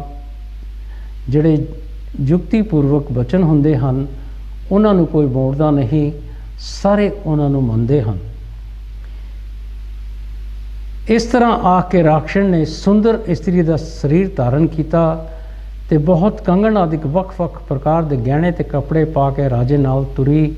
ਸੋ ਕਰਕਟੀ ਨੇ ਇਸ ਤਰ੍ਹਾਂ ਰਾਜੇ ਨੂੰ ਆਖ ਕੇ ਆਪਣਾ ਰਾਖਸ਼ ਦਾ ਸਰੀਰ ਤਿਆਗ ਦਿੱਤਾ ਤੇ ਸੁੰਦਰ ਇਸਤਰੀ ਦਾ ਸਰੀਰ ਉਹਨੇ ਧਾਰਨ ਕੀਤਾ ਤੇ ਬਹੁਤ ਕੰਗਣ ਜ਼ੇਵਰ ਵੱਖਰੇ ਵੱਖਰੇ ਪ੍ਰਕਾਰ ਦੇ ਜ਼ੇਵਰ ਤੇ ਕੱਪੜੇ ਪਾ ਕੇ ਬੜੇ ਸੋਹਣੇ ਸੱਜ ਧੱਜ ਕੇ ਰਾਜੇ ਨਾਲ ਤੁਰ ਪਈ। ਆਖਰ ਰਾਜਾ ਤੇ ਮੰਤਰੀ ਅੱਗੇ ਤੁਰੇ ਤੇ ਇਸਤਰੀ ਪਿੱਛੇ ਤੁਰੀ। ਰਾਜਾ ਤੇ ਉਸ ਦਾ ਮੰਤਰੀ ਅੱਗੇ ਤੇ ਕਰਕਟੀ ਉਹਨਾਂ ਦੇ ਪਿੱਛੇ ਇਸਤਰੀ ਦੇ ਰੂਪ ਵਿੱਚ ਤੁਰ ਪਈ। ਰਾਜਾ ਉਸ ਨੂੰ ਆਪਣੇ ਮਹਿਲ ਵਿੱਚ ਲੈ ਆਇਆ ਤੇ ਇਕਾਂਤ ਸਥਾਨ ਵਿੱਚ ਤਿੰਨੇ ਬੈਠੇ ਰਾਤ ਨੂੰ ਆਪਸ ਵਿੱਚ ਚਰਚਾ ਕਰਦੇ ਰਹੇ। ਤੇ ਰਾਜਾ ਉਸ ਇਸਤਰੀ ਨੂੰ ਕਰਕਟੀ ਨੇ ਜੋ ਰੂਪ ਧਾਰਿਆ ਸੀ ਆਪਣੇ ਮਹਿਲ ਵਿੱਚ ਲੈ ਆਇਆ ਤੇ ਇਕੱਲੇ ਬੈਠ ਕੇ ਤਿੰਨਾਂ ਨੇ ਆਪਸ ਵਿੱਚ ਵਿਚਾਰ ਵਟਾਂਦਰਾ ਕੀਤਾ। ਸਾਰੀ ਰਾਤ ਆਪਸ ਵਿੱਚ ਉਹ ਸੰਵਾਦ ਕਰਦੇ ਰਹੇ। ਜਦ ਸਵੇਰ ਹੋਈ ਤਦ ਸੁਭਾਗਵਤੀ ਇਸਤਰੀ ਰੂਪ ਰਾਖਸ਼ ਰਾਜੇ ਦੇ ਮਹਿਲ ਵਿੱਚ ਜਾ ਬੈਠੀ ਤੇ ਜੋ ਕੋਈ ਇਸਤਰੀਆਂ ਦਾ ਵਿਵਹਾਰ ਆ ਉਹ ਕਰਦੀ ਰਹੀ ਤੇ ਰਾਜਾ ਦੇ ਮੰਤਰੀ ਆਪਣੇ ਵਿਵਹਾਰ ਵਿੱਚ ਲੱਗੇ। ਸਵੇਰ ਹੋ ਗਈ ਤੇ ਉਹ ਸੁਭਾਗਵਤੀ ਇਸਤਰੀ ਕਰਕਟੀ ਨੇ ਜੋ ਰੂਪ ਧਾਰਿਆ ਸੀ ਰਾਜੇ ਦੇ ਮਹਿਲ ਵਿੱਚ ਜਾ ਬੈਠੀ ਤੇ ਜੋ ਕੋ ਦੂਸਰੀਆਂ ਇਸਤਰੀਆਂ ਵਿਵਹਾਰ ਕਰਦੀਆਂ ਹਨ, ਆਪਣੇ ਕੰਮ ਕਾਜ ਕਰਦੀਆਂ ਹਨ, ਉਸੇ ਤਰ੍ਹਾਂ ਉਹ ਵੀ ਕਰਦੀ ਰਹੀ ਤੇ ਰਾਜਾ ਤੇ ਮੰਤਰੀ ਵੀ ਆਪਣੇ ਕੰਮਾਂ ਕਾਜਾਂ ਵਿੱਚ ਲੱਗ ਪਏ। ਇਸ ਤਰ੍ਹਾਂ ਜਦ 6 ਦਿਨ ਬਤੀਤ ਹੋਏ ਤਦ ਰਾਜਾ ਦੇ ਮੰਡਲ ਵਿੱਚ ਜੋ 3000 ਚੋਰ ਬਣੇ ਹੋਏ ਸਨ ਉਹਨਾਂ ਸਾਰਿਆਂ ਨੂੰ ਉਸਨੇ ਕਰਕਟੀ ਦੇ ਹਵਾਲੇ ਕਰ ਦਿੱਤਾ ਤੇ ਉਸਨੇ ਰਾਖਸ਼ ਦਾ ਸਰੀਰ ਧਰ ਕੇ ਉਹਨਾਂ ਨੂੰ ਬਾਹਾਂ ਵਿੱਚ ਲੈ ਜਿਵੇਂ ਬੱਦਲ ਬੂੰਦਾਂ ਨੂੰ ਧਰਦਾ ਹਿਮਾਲਾ ਦੀ ਚੋਟੀ ਨੂੰ ਚੱਲੀ। ਤੇ ਜਦੋਂ 6 ਦਿਨ ਉਸ ਇਸਤਰੀ ਨੂੰ ਕਰਕਟੀ ਨੇ ਇਸਤਰੀ ਰੂਪ 'ਚ ਧਾਰਿਆ ਸੀ ਮਹਿਲਾਂ ਦੇ ਵਿੱਚ ਬਤੀਤ ਹੋ ਗਏ ਤੇ ਰਾਜੇ ਦੇ ਨਗਰ ਵਿੱਚ ਜੋ 3000 ਚੋਰ ਬੰਨੇ ਹੋਏ ਸੀ ਉਹ ਸਾਰੇ ਚੋਰਾਂ ਨੂੰ ਰਾਜੇ ਨੇ ਉਸ ਇਸਤਰੀ ਨੂੰ ਕਿਹਾ ਕਿ ਤੂੰ ਇਹਨਾਂ ਨੂੰ ਲੈ ਜਾ ਹੁਣ। ਤੇ ਉਹ ਇਸਤਰੀ ਨੇ ਉਹ 3000 ਚੋਰਾਂ ਨੂੰ ਆਪਣੀ ਬਾਹਾਂ ਵਿੱਚ ਲੈ ਲਿਆ ਤੇ ਜਿਸ ਤਰ੍ਹਾਂ ਬੱਦਲ ਦੇ ਵਿੱਚ ਬਰਸਾਤ ਦੀਆਂ ਬੂੰਦਾਂ ਹੁੰਦੀਆਂ ਹਨ ਇਸੇ ਤਰ੍ਹਾਂ ਉਹ ਹਿਮਾਲਾ ਦੀ ਚੋਟੀ ਨੂੰ ਲੈ ਕੇ ਤੁਰ ਪਈ। ਜਿਵੇਂ ਕਿਸੇ ਦਰਿਦਰੀ ਨੂੰ ਸੋਨਾ ਪਾਉਣ ਨਾਲ ਪ੍ਰਸੰਨਤਾ ਹੁੰਦੀ ਹੈ ਤਿਵੇਂ ਉਹ ਪ੍ਰਸੰਨ ਹੋਈ ਤੇ ਉੱਥੇ ਜਾ ਤ੍ਰਿਪਤ ਹੋ ਕੇ ਭੋਜਨ ਕੀਤਾ ਤੇ ਸੁਖੀ ਹੋ ਕੇ ਸੁੱਤੀ ਰਹੀ। ਸੋ ਭਗਵਾਨ ਵਾਲਮੀਕ ਜੀ ਉਦਾਹਰਣ ਦੇ ਕੇ ਸਮਝਾਉਂਦੇ ਹਨ ਕਿ ਜਿਸ ਤਰ੍ਹਾਂ ਕਿਸੇ ਗਰੀਬ ਨੂੰ ਜੇ ਸੋਨਾ ਮਿਲ ਜਾਏ ਤਾਂ ਬੜਾ ਪ੍ਰਸੰਨ ਹੁੰਦਾ ਹੈ, ਇਸੇ ਤਰ੍ਹਾਂ ਉਹ ਕਰਕਟੀ ਉਹ 3000 ਜੋ ਚੋਰ ਸੀ ਉਹਨਾਂ ਨੂੰ ਪਾ ਕੇ ਬੜੀ ਪ੍ਰਸੰਨ ਹੋਈ ਤੇ ਉਹਨਾਂ ਦਾ ਭੋਜਨ ਕੀਤਾ ਤੇ ਉਹਦੀ ਜਦੋਂ ਭੁੱਖ ਦੂਰ ਹੋ ਗਈ ਬੜੀ ਸੁਖੀ ਹੋਈ ਤੇ ਉਹ ਸੁੱਤੀ ਰਹੀ। 2 ਦਿਨ ਤੱਕ ਸੁੱਤੀ ਰਹੀ। ਉਸ ਪਿੱਛੋਂ ਜਾ ਕੇ 5 ਵਰੇ ਸਮਾਧੀ ਵਿੱਚ ਜੁੜੀ ਰਹੀ ਤੇ ਜਦ ਸਮਾਧੀ ਖੁੱਲੀ ਤਦ ਫਿਰ ਰਾਜਾ ਕੋਲ ਆਈ। ਸੋ 2 ਦਿਨ ਤੱਕ ਉਹ ਕਰਕਟੀ ਸੁੱਤੀ ਰਹੀ। ਫਿਰ ਜਦੋਂ ਉਸ ਨੂੰ ਜਾਗ ਆਈ ਤੇ 5 ਵਰੇ ਫਿਰ ਸਮਾਧੀ ਦੇ ਵਿੱਚ ਉਹਨੇ ਪਰਮਾਤਮਾ ਦਾ ਜਾਪ ਕੀਤਾ ਤੇ ਜਦੋਂ ਉਹਦੀ ਸਮਾਧੀ ਖੁੱਲੀ ਤਦ ਫਿਰ ਰਾਜਾ ਦੇ ਕੋਲ ਆ ਗਈ। ਇਸ ਤਰ੍ਹਾਂ ਜਦੋਂ ਆਵੇ ਤਦ ਰਾਜਾ ਉਸ ਦੀ ਪੂਜਾ ਕਰੇ ਤੇ ਜਿਤਨੇ ਦੁਸ਼ਟ ਜਨ ਇਕੱਠੇ ਕੀਤੇ ਹੋਣ ਉਹਨਾਂ ਨੂੰ ਦੇ ਦੇਵੇ। ਸੋ ਇਸ ਤਰ੍ਹਾਂ ਹੋਇਆ ਕਿ ਜਦੋਂ ਕਰਕਟੀ ਸਮਾਧੀ ਤੋਂ ਉੱਠਦੀ ਸੀ ਤੇ ਫਿਰ ਰਾਜਾ ਦੇ ਮਹਿਲ ਵਿੱਚ ਆ ਜਾਂਦੀ ਸੀ ਤੇ ਰਾਜਾ ਉਸ ਦੀ ਪੂਜਾ ਕਰਦਾ ਸੀਗਾ ਤੇ ਜਿਤਨੇ ਵੀ ਦੁਸ਼ਟ ਜੀਵ ਸਨ ਜੋ ਉਹ ਰਾਜਾ ਨੇ ਇਕੱਠੇ ਕੀਤੇ ਹੋਏ ਸਨ ਉਹ ਉਹਨੂੰ ਦੇ ਦਿੰਦਾ ਸੀ ਤੇ ਉਹ ਉਹਨਾਂ ਨੂੰ ਲੈ ਜਾ ਕੇ ਹਿਮਾਲਾ ਦੀ ਗੁਫਾ ਵਿੱਚ ਭੋਜਨ ਕਰਕੇ ਫਿਰ ਧਿਆਨ ਵਿੱਚ ਜੁੜੇ ਤੇ ਜਦ ਧਿਆਨ ਤੋਂ ਛੁੱਟੇ ਤਦ ਫਿਰ ਉੱਥੇ ਆਵੇ ਤੇ ਫਿਰ ਲੈ ਜਾਵੇ। ਇਹ ਫਿਰ ਸਿਲਸਿਲਾ ਸ਼ੁਰੂ ਹੋ ਗਿਆ। ਇਸ ਤਰ੍ਹਾਂ ਜੀਵਨ ਮੁਕਤ ਹੋ ਕੇ ਉਹ ਰਾਖਸ਼ਣ ਆਪਣੇ ਸੁਭਾਅ ਨੂੰ ਕਰਦੀ ਰਹੀ। ਤਾਂ ਜਦੋਂ ਅਨੇਕਾਂ ਵਰ੍ਹੇ ਬਤੀਤ ਹੋਏ ਤਾਂ ਰਾਜਾ ਵਿਦੇਹ ਮੁਕਤ ਹੋਇਆ। ਪਰ ਜੋ ਉਸ ਮੰਡਲ ਦਾ ਰਾਜਾ ਹੋਵੇ ਉਸ ਨਾਲ ਵੀ ਰਾਖਸ਼ਣ ਦਾ ਪ੍ਰੇਮ ਹੋਵੇ। ਇਸ ਤਰ੍ਹਾਂ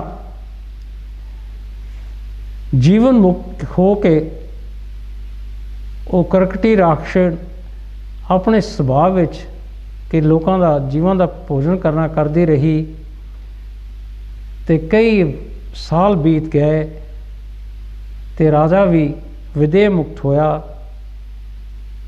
ਫਿਰ ਜੋ ਉਸ ਮੰਡਲ ਵਿੱਚ ਉਸ ਨਗਰ ਵਿੱਚ ਜਿਹੜਾ ਵੀ ਰਾਜਾ ਹੋਇਆ ਉਸ ਨਾਲ ਰਾਖਸ਼ਣ ਦਾ ਉਸੇ ਤਰ੍ਹਾਂ ਪ੍ਰੇਮ ਰਿਹਾ ਤੇ ਉਹ ਆਪਣਾ ਵਿਵਹਾਰ ਕਰਦੀ ਰਹੀ, ਦੁਸ਼ਟਾਂ ਦਾ ਭੋਜਨ ਕਰਦੀ ਰਹੀ।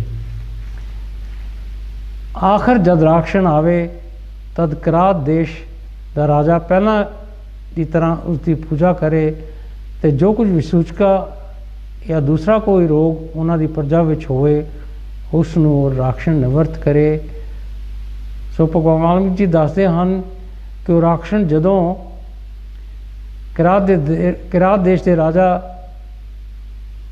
ਦੇ ਕੋਲ ਆਉਂਦੀ ਸੀ, ਰਾਜਾ ਪਹਿਲਾਂ ਉਹਦੀ ਪੂਜਾ ਕਰਦਾ ਸੀਗਾ ਤੇ ਫਿਰ ਉਸ ਨਗਰ ਦੇ ਵਿੱਚ ਜੋ ਹੈਜ਼ੇ ਰੋਗ ਤੋਂ ਦੁਖੀ ਸੀ ਜੀਵ ਉਹਦੀ ਪ੍ਰਜਾ ਵਿੱਚ ਉਹ ਰਾਖਸ਼ਣ ਉਹਨਾਂ ਦਾ ਦੁੱਖ ਦੂਰ ਕਰਦੀ ਸੀ। ਇਸ ਤਰ੍ਹਾਂ ਅਨੇਕਾਂ ਵਰ੍ਹੇ ਬਤੀਤ ਹੋ ਗਏ। ਸੋ ਕਾਫੀ ਸਮਾਂ ਇਸੇ ਹੀ ਤਰ੍ਹਾਂ ਨਿਕਲ ਗਿਆ। ਇੱਕ ਵਾਰੀ ਉਸ ਨੂੰ ਧਿਆਨ ਵਿੱਚ ਜੁੜੇ ਬਹੁਤ ਵਰ੍ਹੇ ਬਤੀਤ ਹੋਏ। ਤਦ ਕਿਰਾਤ ਦੇਸ਼ ਦੇ ਰਾਜਾ ਨੇ ਦੁੱਖ ਦੀ ਨਿਵਰਤੀ ਲਈ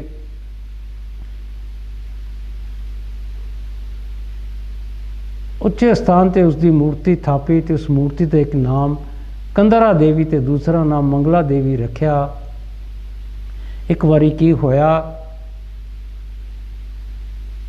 ਕਿ ਉਹ ਕਰਕਟੀ ਰਾਖਸ਼ਣ ਧਿਆਨ ਵਿੱਚ ਜੁੜੇ ਹੋਈ ਸੀਗੀ, ਸਮਾਧੀ ਵਿੱਚ ਸੀ ਤੇ ਉਹਨੂੰ ਬੜੇ ਸਾਲ ਬਤੀਤ ਹੋ ਗਏ ਤੇ ਉਹ ਕਿਰਾਤ ਦੇਸ਼ ਦੇ ਰਾਜਾ ਨੇ ਦੁੱਖ ਦੀ ਨਿਵਰਤੀ ਲਈ ਕਿ ਮੇਰੇ ਜਿਹੜੀ ਪ੍ਰਜਾ ਹੈ ਇਹਨਾਂ ਦਾ ਦੁੱਖ ਦੂਰ ਹੋਣ ਲਈ ਉਹਨੇ ਉੱਚੇ ਸਥਾਨ ਤੇ ਇੱਕ ਮੂਰਤੀ ਦੀ ਸਥਾਪਨਾ ਕੀਤੀ। ਉਸ ਦਾ ਨਾਮ ਉਹਨੇ ਕੰਦਰਾ ਦੇਵੀ ਰੱਖਿਆ। ਫਿਰ ਇੱਕ ਹੋਰ ਮੂਰਤੀ ਬਣਾਈ ਤੇ ਉਸ ਦਾ ਨਾਮ ਮੰਗਲਾ ਦੇਵੀ ਰੱਖਿਆ। ਉਸ ਦਾ ਧਿਆਨ ਕਰਕੇ ਸਾਰੇ ਪੂਜਾ ਕਰਨ ਲੱਗੇ ਤੇ ਉਸ ਦਾ ਕਾਰਜ ਨੇਪਰੇ ਚੜ੍ਹਨ ਲੱਗਾ ਤੇ ਫਿਰ ਉਹ ਮੂਰਤੀਆਂ ਦਾ ਧਿਆਨ ਕਰਕੇ ਸਾਰੇ ਉਹਨਾਂ ਦੀ ਪੂਜਾ ਕਰਦੇ ਸੀਗੇ ਤੇ ਉਹਨਾਂ ਤੋਂ ਉਹਨਾਂ ਦਾ ਜਿਹੜਾ ਕਾਰਜ ਸੀ ਉਹ ਸਿੱਧ ਹੋਣਾ ਸ਼ੁਰੂ ਹੋ ਗਿਆ। ਉਸ ਮੂਰਤੀ ਵਿੱਚ ਉਸ ਦੇਵੀ ਨੇ ਆਪ ਨਿਵਾਸ ਕੀਤਾ। ਜੋ ਕੋਈ ਜਿਸ ਫਲ ਵਾਸਤੇ ਉਸ ਮੂਰਤੀ ਦੀ ਪੂਜਾ ਕਰੇ ਉਸ ਦਾ ਕਾਰਜ ਸਿੱਧ ਹੋਵੇ ਤੇ ਨਾ ਪੂਜੇ ਤਾਂ ਦੁਖੀ ਹੋਵੇ। ਉਹ ਜਿਹੜੀ ਮੂਰਤੀ ਸੀ ਉਸ ਵਿੱਚ ਦੇਵੀ ਨੇ ਕਰਕਟੀ ਨੇ ਖੁਦ ਆਪ ਨਿਵਾਸ ਕੀਤਾ ਤੇ ਜੋ ਵੀ ਫਲ ਪ੍ਰਾਪਤ ਕਰਨ ਲਈ ਉਸ ਮੂਰਤੀ ਦੀ ਪੂਜਾ ਕਰਦਾ ਸੀ ਉਸ ਦਾ ਕਾਰਜ ਸਿੱਧ ਹੋ ਜਾਂਦਾ ਸੀ ਤੇ ਜੋ ਨਹੀਂ ਸੀ ਕਰਦੇ ਉਹ ਦੁਖੀ ਹੁੰਦੇ ਸੀ। ਇਸ ਲਈ ਜੋ ਕੋਈ ਕੁਝ ਕਾਰਜ ਕਰਨ ਲੱਗੇ ਉਹ ਪਹਿਲਾਂ ਮੰਗਲਾ ਦੇਵੀ ਦੀ ਪੂਜਾ ਕਰੇ ਤੇ ਉਸ ਦਾ ਕਾਰਜ ਸਿੱਧ ਹੋਵੇ ਤੇ ਜੋ ਵਿਧੀ ਕਰਕੇ ਉਸ ਦੀ ਪੂਜਾ ਕਰੇ ਉਸ ਨਾਲ ਉਹ ਬਹੁਤ ਪ੍ਰਸੰਨ ਹੋਵੇ। ਸੋ ਇਸ ਲਈ ਜੋ ਵੀ ਜੀਵ ਆਪਣਾ ਕਾਰਜ ਸਿੱਧ ਕਰਨ ਲਈ ਮੰਗਲਾ ਦੇਵੀ ਦੀ ਪੂਜਾ ਕਰਦਾ ਸੀ ਉਸ ਦਾ ਸਾਰਾ ਕਾਰਜ ਠੀਕ ਹੋ ਜਾਂਦਾ ਸੀ ਤੇ ਜੋ ਵਿਧੀ ਪੂਰਵਕ ਉਸ ਦੀ ਪੂਜਾ ਕਰਦੇ ਸੀ ਉਹਨਾਂ ਦੇ ਨਾਲ ਉਹ ਬੜੀ ਪ੍ਰਸੰਨ ਹੁੰਦੀ ਸੀ। ਹੁਣ ਤੱਕ ਉਹ ਮੂਰਤੀ ਕਿਰਾਤ ਦੇਸ਼ ਵਿੱਚ ਹੈ। ਜਿਸ ਫਲ ਲਈ ਉਸ ਦੀ ਕੋਈ ਸੇਵਾ ਕਰਦਾ ਹੈ ਉਹੋ ਜਿਹਾ ਫਲ ਉਸ ਨੂੰ ਦਿੰਦੀ ਹੈ। ਸੋ ਹੁਣ ਤੱਕ ਵੀ ਉਹ ਮੂਰਤੀ ਕਿਰਾਤ ਦੇਸ਼ ਵਿੱਚ ਹੈ ਔਰ ਜੋ ਵੀ ਕੋਈ ਜੀਵ ਜਿਸ ਫਲ ਦੀ ਇੱਛਾ ਕਰਦਾ ਹੈ ਤੇ ਇਸ ਮੂਰਤੀ ਦੀ ਸੇਵਾ ਕਰਦਾ ਹੈ ਉਹੋ ਜਿਹਾ ਫਲ ਉਸ ਨੂੰ ਉਹ ਦਿੰਦੀ ਹੈ।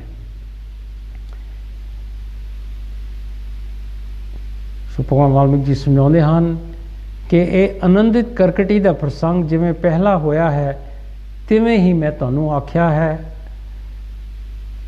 ਫਿਰ ਰਾਮ ਜੀ ਆਪਣੇ ਗੁਰੂ ਨੂੰ ਸਵਾਲ ਪੁੱਛਦਾ ਹੈ ਕਿ हे ਭਗਵਾਨ, ਰਾਖਸ਼ਣ ਦਾ ਕਾਲਾ ਸਰੀਰ ਕਿਸ ਕਾਰਨ ਸੀ ਤੇ ਕਰਕਟੀ ਇਸ ਦਾ ਨਾਮ ਕਿਉਂ ਸੀ? ਕਿਸ ਇਹ ਸਵਾਲ ਆਇਆ ਕਿ ਰਾਖਸ਼ਣ ਦਾ ਸਰੀਰ ਕਾਲਾ ਕਿਉਂ ਸੀਗਾ ਤੇ ਨਾਲੇ ਕਰਕਟੀ ਉਸ ਦਾ ਨਾਮ ਕਿਉਂ ਸੀਗਾ? ਭਗਵਾਨ ਵਾਲਮੀਕ ਜੀ ਸਮਝਾਉਂਦੇ ਹਨ, ਇਹ ਰਾਖਸ਼ਾਂ ਦੇ ਕੁਲ ਦੀ ਕੰਨਿਆ ਸੀ। ਰਾਖਸ਼ਾਂ ਦਾ ਸਰੀਰ ਚਿੱਟਾ ਵੀ ਹੁੰਦਾ ਹੈ, ਕਾਲਾ ਵੀ ਹੁੰਦਾ ਹੈ ਤੇ ਲਹੂ ਪੀਤ ਆਦਿ ਵੀ ਹੁੰਦਾ ਹੈ ਕਿ ਰਾਖਸ਼ਾਂ ਦੇ ਕੁਲ ਦੇ ਵਿੱਚੋਂ ਇੱਕ ਕੰਨਿਆ ਦੇ ਰੂਪ ਵਿੱਚ ਕਰਕਟੀ ਨੇ ਜਨਮ ਲਿਆ ਸੀ। ਤੇ ਜਿਹੜੇ ਰਾਖਸ਼ ਹੁੰਦੇ ਹਨ ਇਹਨਾਂ ਦਾ ਸਰੀਰ ਚਿੱਟਾ ਵੀ ਹੁੰਦਾ ਹੈ, ਕਾਲਾ ਵੀ ਹੁੰਦਾ ਹੈ ਤੇ ਲਾਲ ਔਰ ਪੀਲਾ ਵੀ ਹੁੰਦਾ ਹੈ। ਕਰਕਟੀ ਨਾਮ ਇੱਕ ਜਲ ਜੰਤੂ ਵੀ ਹੁੰਦਾ ਹੈ, ਉਸ ਦਾ ਕਾਲਾ ਆਕਾਰ ਹੁੰਦਾ ਹੈ। ਉਸ ਵਰਗਾ ਕਰਕਟਾ ਨਾਮ ਦਾ ਇੱਕ ਰਾਖਸ਼ ਸੀ, ਉਸ ਵਰਗੀ ਉਸ ਦੀ ਇਹ ਪੁੱਤਰੀ ਹੋਈ। ਇਸ ਕਾਰਨ ਇਸ ਦਾ ਨਾਮ ਕਰਕਟੀ ਹੋਇਆ ਕਿ ਕਰਕਟੀ ਨਾਮ ਦਾ ਇੱਕ ਜਲ ਦੇ ਵਿੱਚ ਜੰਤੂ ਵੀ ਹੁੰਦਾ ਹੈ ਔਰ ਉਸ ਜੰਤੂ ਦਾ ਕਾਲਾ ਆਕਾਰ ਹੁੰਦਾ ਹੈ ਔਰ ਉਹਦੇ ਰੰਗ ਵਰਗਾ ਕਰਕਟਾ ਨਾਮ ਦਾ ਇੱਕ ਰਾਖਸ਼ ਸੀ ਤੇ ਉਹਦੇ ਘਰ ਇਹ ਪੁੱਤਰੀ ਨੇ ਜਨਮ ਲਿਆ ਸੀ। ਇਸ ਕਾਰਨ ਇਸ ਦਾ ਨਾਮ ਕਰਕਟੀ ਹੋਇਆ। ਇੱਥੇ ਕਰਕਟੀ ਦਾ ਹੋਰ ਕੁਝ ਉਦੇਸ਼ ਨਹੀਂ ਸੀ ਆਇਆ। ਅਧਿਆਤਮ ਪ੍ਰਸੰਗ ਤੇ ਸ਼ੁੱਧ ਚੇਤਨ ਦੇ ਨਿਰੂਪਣ ਲਈ ਮੈਂ ਤੁਹਾਨੂੰ ਇਹ ਪ੍ਰਸੰਗ ਆਖਿਆ ਹੈ। ਇਹਦੇ ਵਿੱਚ ਕਰਕਟੀ ਦੇ ਬਾਰੇ ਹੋਰ ਕੋਈ ਉਦੇਸ਼ ਨਹੀਂ ਦਿੱਤਾ ਗਿਆ। ਸਿਰਫ ਪ੍ਰਮਾਤਮਾ ਦੇ ਨਾਮ ਦਾ ਪ੍ਰਸੰਗ ਤੇ ਸ਼ੁੱਧ ਚੇਤਨ ਦੇ ਨਿਰੂਪਣ ਲਈ ਕਿ ਸੱਚ ਦੀ ਸਮਝ ਲਈ, ਪ੍ਰਮਾਤਮਾ ਦੀ ਸੱਚੀ ਸਮਝ ਲਈ ਇਹ ਪ੍ਰਸੰਗ ਆਖਿਆ ਹੈ। ਇਹ ਹੈਰਾਨੀ ਹੈ ਕਿ ਸਤਰੂਪ ਜਗਤ ਦੇ ਪਦਾਰਥ ਸਤਰੂਪ ਲੱਗਦੇ ਹਨ ਤੇ ਜੋ ਆਤਮ ਸਦਾ ਸੰਪੰਨ ਰੂਪ ਹੈ ਉਹ ਵਿਦਮਾਨ ਦੀ ਤਰ੍ਹਾਂ ਜਾਪਦੀ ਹੈ। ਕਿ ਭਗਵਾਨ ਵਾਲਮੀਕ ਜੀ ਸਮਝਾਉਂਦੇ ਕਿ ਬੜੀ ਹੈਰਾਨਗੀ ਦੀ ਗੱਲ ਹੈ ਕਿ ਜੋ ਝੂਠ ਰੂਪ ਸੰਸਾਰ ਹੈ ਇਹਦੇ ਪਦਾਰਥ ਸੱਚੇ ਲੱਗਦੇ ਹਨ, ਪਰ ਜੋ ਆਤਮ ਸਤਾ ਉਹ ਪਰਮਾਤਮਾ ਦੀ ਸ਼ਕਤੀ ਜੋ ਹੈ, ਜਿਹੜਾ ਉਹਦਾ ਰੂਪ ਹੈ, ਉਹ ਇਸ ਤਰ੍ਹਾਂ ਲੱਗਦਾ ਹੈ ਕਿ ਉਹ ਹੈ ਨਹੀਂ ਹੈ, ਕਿਉਂਕਿ ਅਸੀਂ ਦੇਖ ਨਹੀਂ ਸਕਦੇ। ਇਸ ਕਰਕੇ ਅਸੀਂ ਉਹਦੀ ਪਹਿਚਾਣ ਨਹੀਂ ਕਰਦੇ। ਅਸਲ ਵਿੱਚ ਤਾਂ ਇਹ ਅਨਾਦਿ ਅਨੰਤ ਤੇ ਪਰਮ ਕਾਰਨ ਆਤਮ ਸਤਾ ਵਿਆਪਕ ਹੈ, ਪਰ ਭਾਵਨਾ ਦੇ ਵਸ ਕਰਕੇ ਉਸ ਜਗਤ ਰੂਪ ਦਿਸਦਾ ਹੈ ਤੇ ਸਮਾਨ ਰੂਪ ਹੈ। ਅਸਲ ਦੇ ਵਿੱਚ ਭਗਵਾਨ ਵਾਲਮੀਕ ਜੀ ਉਪਦੇਸ਼ ਕਰਦੇ ਹਨ ਕਿ ਇਹ ਜੋ ਆਤਮਾ ਹੈ ਇਹਦੀ ਕੋਈ ਸ਼ੁਰੂਆਤ ਨਹੀਂ, ਅਨੰਤ ਹੈ, ਇਹਦਾ ਕੋਈ ਅੰਤ ਨਹੀਂ। ਇਹ ਜੋ ਇਹੋ ਜਿਹੀ ਸ਼ਕਤੀ ਹੈ ਜਿਹੜੀ ਹਮੇਸ਼ਾ ਆਪਣੇ ਆਪ ਵਿੱਚ ਵਿਆਪਕ ਹੈ, ਆਪਣੇ ਆਪ ਦੇ ਟਿਕੀ ਹੋਈ ਹੈ, ਪਰ ਕਿਉਂਕਿ ਸਾਡੇ ਵਿੱਚ ਇਹੋ ਜਿਹੀ ਭਾਵਨਾ ਆ ਗਈ ਹੈ, ਉਹਦੇ ਵਸ ਅਸੀਂ ਹੋ ਗਏ ਹਾਂ, ਇੱਛਾ ਵਾਲੀ ਹੰਕਾਰੀ ਭਾਵਨਾ, ਇਸ ਕਰਕੇ ਸਾਨੂੰ ਇਹ ਜਗਤ ਰੂਪ ਦਿਸਦਾ ਹੈ। ਸਮਾਨ ਰੂਪ ਪਰਮਾਤਮਾ ਦੀ ਤਰ੍ਹਾਂ ਜਿਵੇਂ ਪਾਣੀ ਤੇ ਲਹਿਰ ਵਿੱਚ ਕੁਝ ਵਕਫ ਹੋਣਾ ਨਹੀਂ ਹੁੰਦਾ, ਤੇ ਬ੍ਰਹਮ ਤੇ ਜਗਤ ਵਿੱਚ ਵਕਫ ਹੋਣਾ ਨਹੀਂ। ਕਿ ਜਿਸ ਤਰ੍ਹਾਂ ਦੇਖੋ ਪਾਣੀ ਹੁੰਦਾ ਹੈ, ਉਹਦੇ 'ਚੋਂ ਲਹਿਰ ਉੱਠਦੀ ਹੈ, ਉਹ ਲਹਿਰ ਵੀ ਪਾਣੀ ਦਾ ਹੀ ਰੂਪ ਹੁੰਦੀ ਹੈ, ਕੋਈ ਵੱਖਰੀ ਚੀਜ਼ ਨਹੀਂ ਹੈ। ਬਿਲਕੁਲ ਇਸੇ ਹੀ ਤਰ੍ਹਾਂ ਇਹ ਸੰਸਾਰ ਔਰ ਪਰਮਾਤਮਾ ਇਹਦੇ 'ਚ ਕੋਈ ਫਰਕ ਨਹੀਂ। ਅਗਿਆਨਤਾ ਦਾ ਕਰਕੇ ਅਸੀਂ ਫਰਕ ਦੇਖਦੇ ਹਾਂ। ਆਤਮਾ ਵਿੱਚ ਜਗਤ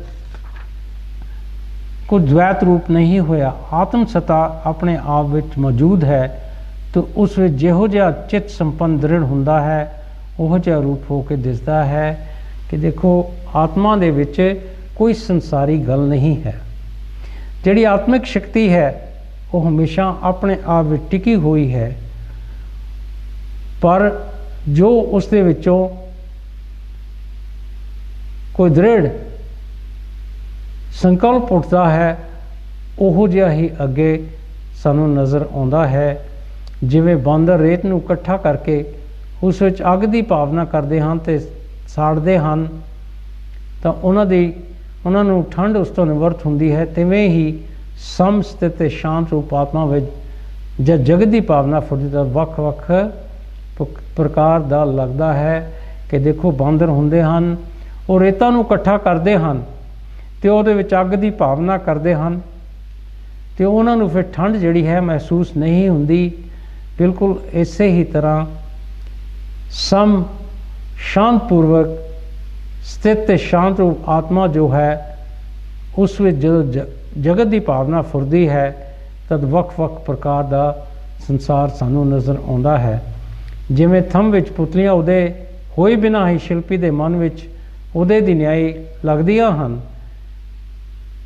ਤਿਵੇਂ ਹੀ ਭਾਵਨਾ ਦੇ ਵਸ ਕਰਕੇ ਆਤਮਾ ਹੀ ਜਗਤ ਹੋ ਲੱਗਦਾ ਹੈ ਕਿ ਦੇਖੋ ਇੱਕ ਥੰਮ ਹੁੰਦਾ ਹੈ, ਉਹ ਜਿਹੜਾ ਸ਼ਿਲਪੀ ਹੁੰਦਾ ਹੈ ਉਹ ਬਿਨਾਂ ਘੜੇ ਤੋਂ ਹੀ ਆਪਣੇ ਮਨ ਦੇ ਵਿੱਚ ਸੰਕਲਪ ਕਰਦਾ ਹੈ ਕਿ ਇੰਨੀਆਂ ਪੁਤਲੀਆਂ ਇਹ ਥੰਮ ਦੇ ਚੋਂ ਬਣਨੀਆਂ ਹੈ। ਬਿਲਕੁਲ ਇਸੇ ਹੀ ਤਰ੍ਹਾਂ ਜਦੋਂ ਅਸੀਂ ਭਾਵਨਾ ਦੇ ਵਸ ਹੋ ਜਾਂਦੇ ਹਾਂ ਤੇ ਆਤਮਾ ਵਿੱਚ ਇਹ ਜਗਤ ਸਾਨੂੰ ਨਜ਼ਰ ਆਉਂਦਾ ਹੈ।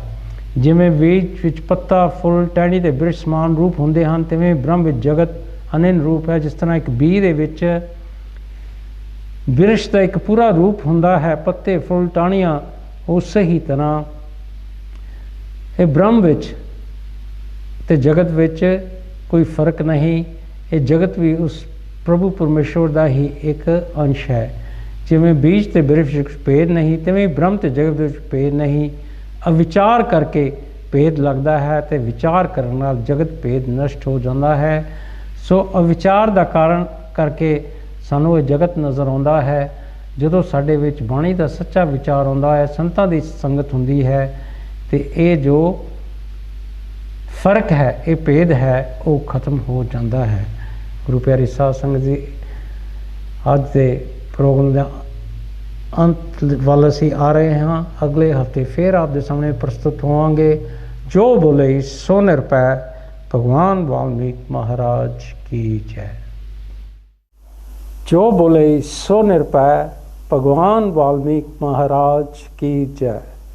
गुरु रूप साध संगत जी, ਆਪਾਂ ਸਾਰੇ ਹੀ ਜਾਣਦੇ ਹਾਂ ਕਿ ਸਰਕਾਰ ਵੱਲੋਂ ਜੋ ਸੈਂਸਿਸ ਅਗਲੇ ਸਾਲ ਆ ਰਹੇ ਹਨ, ਉਹਨਾਂ ਦੀ ਤਾਰੀਖ 21 ਮਾਰਚ ਸਰਕਾਰ ਨੇ ਨਿਯੁਕਤ ਕੀਤੀ ਹੈ। ਆਪ ਸਭ ਭੈਣ ਭਰਾਵਾਂ ਨੂੰ ਜਾਣ ਕੇ ਬੜੀ ਖੁਸ਼ੀ ਹੋਵੇਗੀ ਕਿ ਇਸ ਸੈਂਸਸ ਦੇ ਵਿੱਚ ਸਾਡੇ ਵਾਲਮੀਕੀ ਭਾਈਚਾਰੇ ਨੂੰ ਸਾਡੀ ਆਪਣੀ ਬਾਰਕੋਡ ਮਿਲ ਗਈ ਹੈ। ਜਦੋਂ ਅਸੀਂ ਸੈਂਸਸ ਦੇ ਫਾਰਮ ਭਰਨੇ ਹਨ, ਭਾਵੇਂ ਆਨਲਾਈਨ ਹੋਣ ਜਾਂ ਹਾਰਡ ਕਾਪੀ ਹੋਵੇ, ਉਸ ਦੇ ਵਿੱਚ ਧਾਰਮਿਕ ਜੋ ਕਾਲਮ ਹੈ, ਰਿਲੀਜੀਅਸ ਕਾਲਮ ਹੈ, ਉੱਥੇ ਅਸੀਂ ਸਾਰਿਆਂ ਨੇ ਵਾਲਮੀਕੀ ਲਿਖਣਾ ਹੈ ਤਾਂ ਕਿ ਸਾਡੇ ਆਪਣੇ ਵਾਲਮੀਕੀ ਕਮਿਊਨਿਟੀ ਦੇ ਨੰਬਰ ਬਣ ਸਕਣ। ਗੌਰਮੈਂਟ ਦੀ ਪਹਿਚਾਣ ਦੇ ਵਿੱਚ ਅਸੀਂ ਵਾਲਮੀਕੀ ਕਮਿਊਨਿਟੀ ਇੱਕ ਯੂਨੀਕ ਕਮਿਊਨਿਟੀ ਇਸ ਮੁਲਕ ਦੇ ਵਿੱਚ ਹੁਣ ਰਹਿ ਰਹੇ ਹਾਂ। ਜਿਹੜੇ ਕਮਿਊਨਿਟੀਜ਼ ਨੂੰ ਬੈਨੀਫਿਟਸ ਮਿਲਦੇ ਹਨ, ਅੱਗੇ ਚੱਲ ਕੇ ਉਹਦੇ ਵਿੱਚ ਸਾਨੂੰ ਵੀ ਪੂਰੇ ਬੈਨੀਫਿਟਸ, ਮੈਡੀਕਲ ਜਾਂ ਐਜੂਕੇਸ਼ਨ ਜਾਂ ਹੋਰ ਵੀ ਇਸ ਤਰ੍ਹਾਂ ਦੇ ਬੈਨੀਫਿਟਸ ਹੋਣਗੇ, ਉਹ ਸਾਰੇ ਮਿਲਣਗੇ। ਸੋ ਆਪ ਸਭ ਮੋਰੇ ਹੱਥ ਜੋੜ ਕੇ ਬੇਨਤੀ ਹੈ ਕਿ ਅਸੀਂ ਸਾਰਿਆਂ ਨੇ ਜੋ ਰਿਲੀਜੀਅਸ ਕਾਲਮ ਹੈ ਉਸ ਵਿੱਚ ਅਸੀਂ ਵਾਲਮੀਕੀ ਲਿਖਣਾ ਹੈ। ਜਿਸ ਤਰ੍ਹਾਂ ਇੰਗਲਿਸ਼ ਦੇ ਵਿੱਚ ਕਹਿੰਦੇ ਹਨ ਕਿ ਸਮਾਂ ਆ ਗਿਆ ਹੈ, light stand and B counted. ਜੋ ਬੋਲੇ ਸੋ ਨਿਰਭੈ। ਭਗਵਾਨ ਵਾਲਮੀਕ ਮਹਾਰਾਜ ਕੀ ਜੈ।